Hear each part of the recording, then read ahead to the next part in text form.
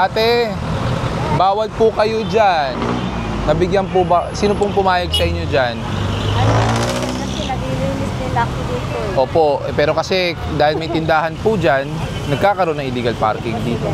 Tatanggalin po namin yung payong, ha? Pero yung paninda nyo, iiwan po namin lahat yan. Huwag po kayong mag-alala. Pwede nyo pong tanggalin yung mga nakasabit na paninda. Pero kukunin po namin yung payong, mga trapal, ha? Saka yung tungtungan nyo po. Kumanap po kayo ng pwesto mas maayos, wag po dito. Kunin nyo yung payong, yung tungtungan. Pero yung mga ano niya, iwan nyo na.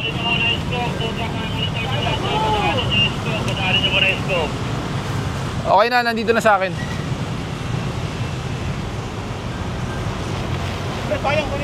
Pwede nyo pong ibaba po yung ano, yan, yung cooler nyo. Sige, yung pushcart, iwan nyo na muna yung pushcart para maitulak niya. Nay, hanap kayo ng ibang lugar. Wag po dito dahil kayo po nagkakos ng illegal parking, ha? Sa susunod na makita ko po ulit yan, pati yung mga lalagyan, kukunin ko na, ha? Tara. Sabihan na kayo, eh.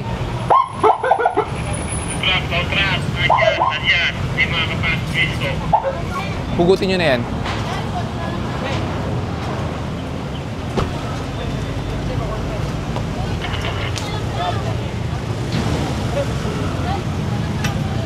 Hello. Putulin mo na lang. Wala na kayong paglalagyan sa loob niyan. Sinabi ko na po dati, hanapan nyo ng pwesto yan.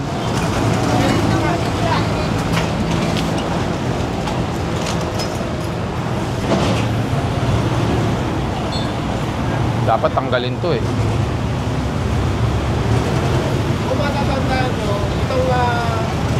Kanino po to? Pwede nyo po ba ipasok?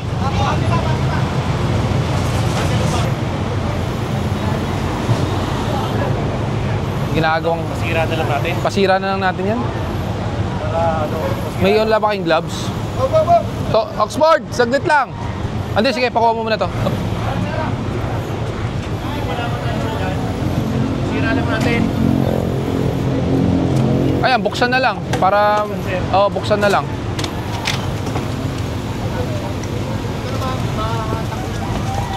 Wala na ba sa truck yung mga gloves? Wala na? O, binili ng bago ulit. Good morning! So, almost 9:30 po, no? Ngayong umaga. So, narito po tayo ulit sa C5. This is a service road. C5 service road. So, lagi natin sinasabi ang service road. Hindi po ito pinaparadahan. It serves as an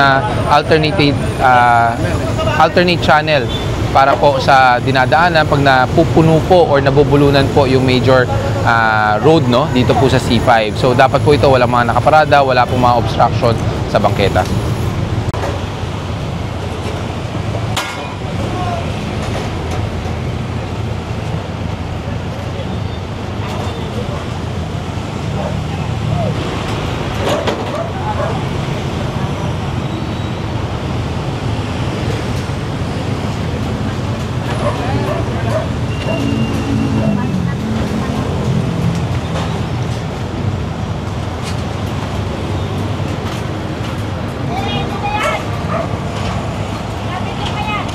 Dapat, sir. Sir, pasensya na, namalengke lang. Pero kailangan pa rin ng helmet dahil pang-publikong kalsada po ito. Saka tsinelas din po kayo. Pasensya na po. May lisensya po kayo dala? Pera po na lang ng lisensya. Ako naman po humihingi ng kung ano pa. Pagayon. Nat, parahin mo yan sa likod. Pakipara po. Wala po kayong helmet. Humihingi naman pasensya, sir. Opo, pasensya na rin po, ha? Kasi wala po kayong helmet. Kaya nga humingi ko ng pasensya, sir. Sir, may batas tayong sinusunod na kailangan mag-helmet. Dalawa po kayo. Baka, tatanungin ko po, rehistrado po ba to? O RCR? O, sige po. Saban. Ang ano mo, wala siyang helmet. Nakatsinelas. Okay, sir. O, pati yung angkas. Hanggang dito lang kayo? Huwag na kayo mag-i-extend dito. Kasi po, pag may naglakad, pwede po mauntog. Ayan, o, tulad po dyan. Tanggalin po namin yung ano pang tukod. Tapos kung gusto nyo, i-rolyo nyo na lang. I-rolyo nyo na po yan. Yung pantukod na lang ang kunin mo para hindi na may balik. Opo, yung pantukod. Opo, kunin po namin para hindi na may balik, ha? Op. Bakit po kasi andyan? May pwesto naman kayo sa loob. Ha? Ano po? Ang problema po, bangketa po to.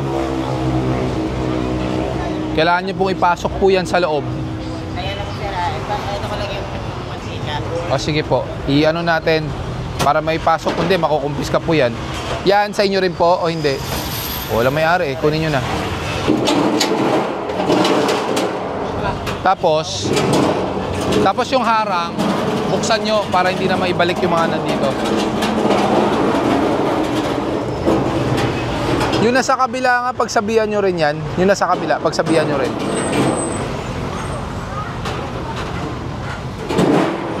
Kamo, ipasok na nila yan kung ayaw lang kunin natin.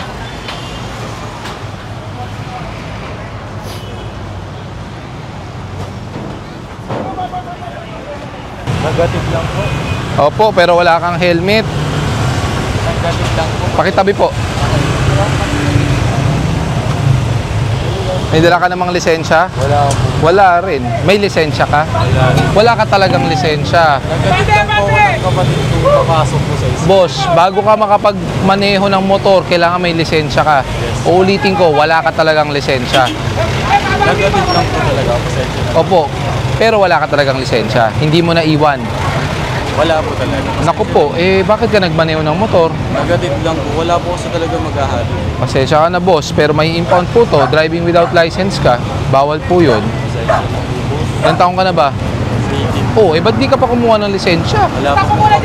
Naghahatid lang po kasi talaga. Kailangan mo ng lisensya.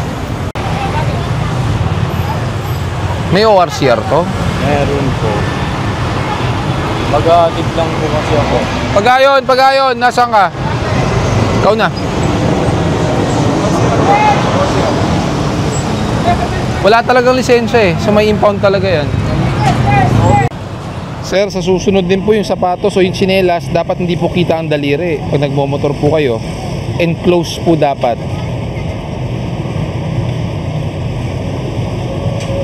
Ayun, hindi ba lisensya yan?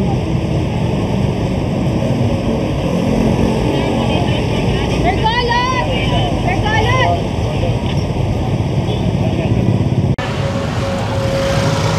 May helmet ka naman sa bahay. Gamitin mo sa susunod bago ka magmotor. Helmet. So ngayon po ay 3:30 ng hapon. So nandito po tayo sa IBP Batasan Road. So aside from our regular cleaning operation, ito po ay also part of our early preparation for the upcoming State of the Nation address of the President.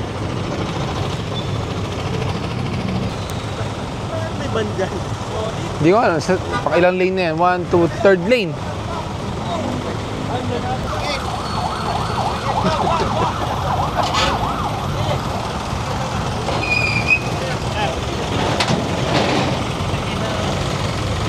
Good afternoon. Hindi rin po namin alam. Hindi namin kilala yung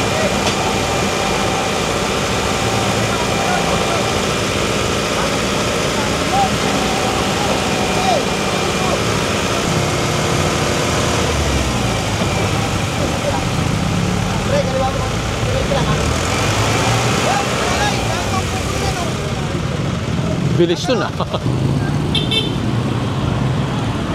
Ano po ba to? Sa inyo po ba to? Sa inyo po? Pasok nyo na kaysa makuha. Ano po ba yan?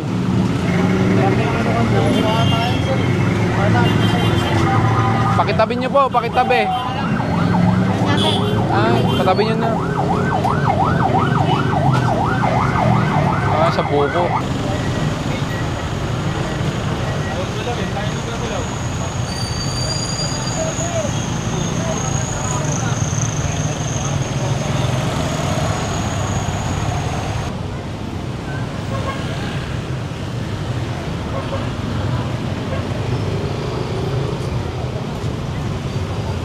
Naka ano sa ilalim.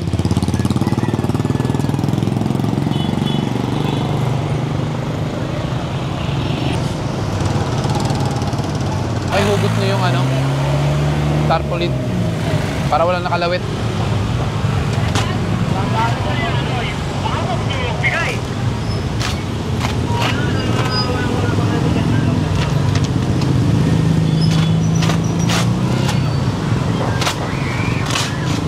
Ito rin. Tinanggal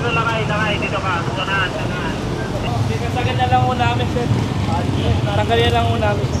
Yung kabila, tinanggal namin eh. Marereklamo po tayo niyan para patas po kayo. Baka sabihin, bakit sila tinanggal lang Wala ko kayo. yung bakal, pwede. Kinuha rin po namin.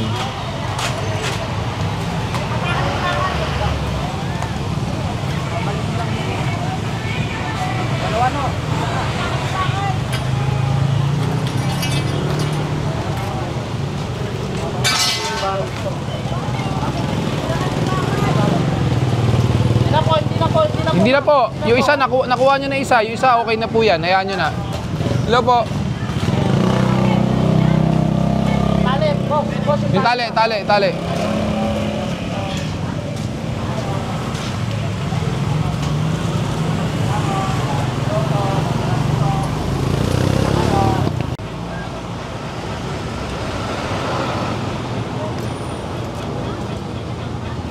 Pakisara po yung gate nyo.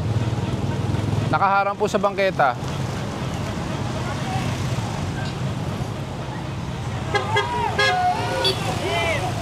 Ito.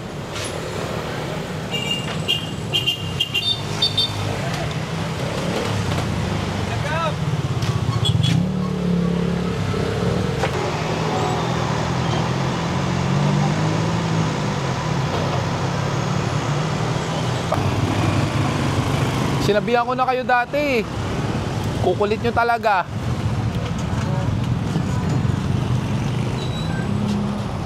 Itasan nyo kaya ng isa. Nakakadeen eh. Para meron kayong pirmahan sa opisina, nakasunduan. Kasi napagsabihan na po kayo dati, di ba? Pinatanggal ko nga po ito nakasabit eh. Pakitanggal nyo na po yan. Sa impounding nyo na lang i-claim.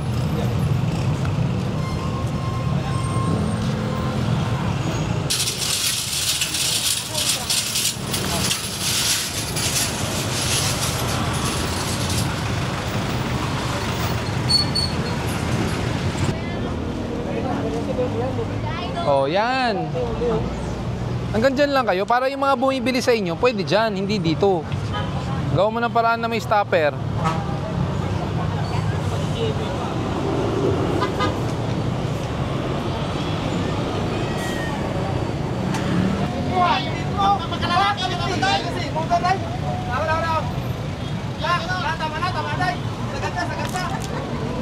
Okay na yan.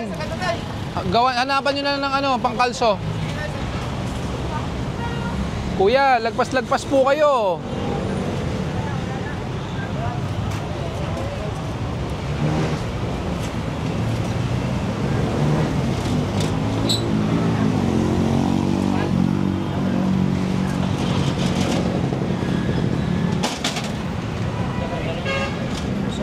Huwag kayong lalagpas sa posting yan.